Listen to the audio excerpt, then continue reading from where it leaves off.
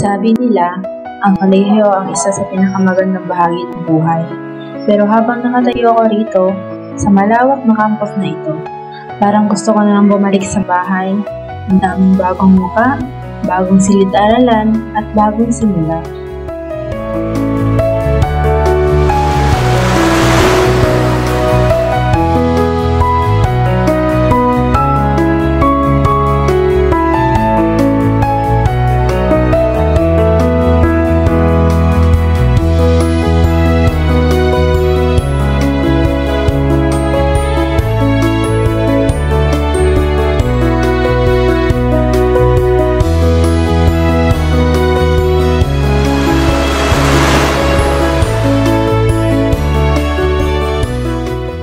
Akala ko mahirap makipagkaibigan, pero hindi pala.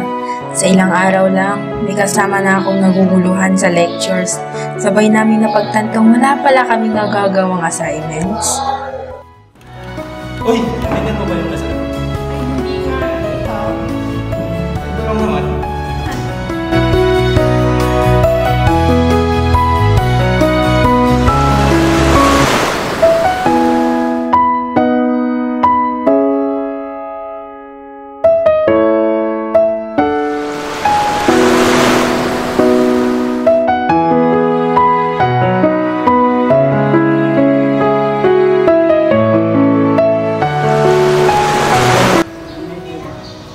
Magkalipid ka ba ngayon sa tuition mo, Ana? Hindi magalang payment lang. Ikaw dyan?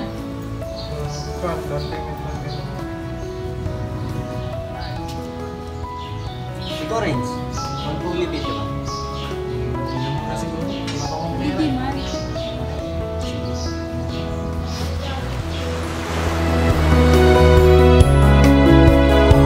At nakapagbayad nga kami ng aming pang-matricula. Ngunit yung isang kaibigan lang namin ang hindi. Nag-aalala kami na baka hindi siya makapag-enroll sa susunod na semester.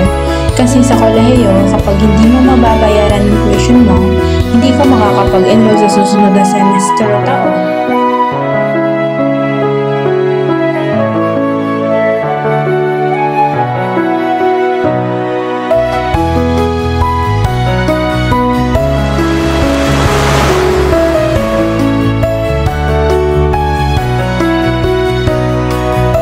Sa pagitan ng mahabang exam, tambak na research at internship, minsan gusto ko na lang sumuko.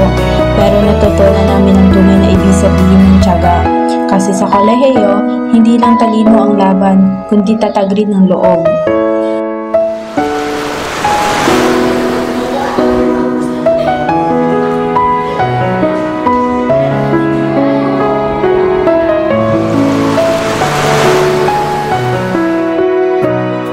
Ang kolehiyo ay hindi lang tungkol sa grades at diploma.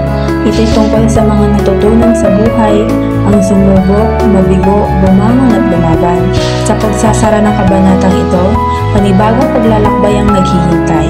Pero saan man tayo mapunta, ang kolehiyo ay mananatili sa puso natin. Ang mga kaibigan, ang mga alaala at ang kwento ng ating paglalakbay.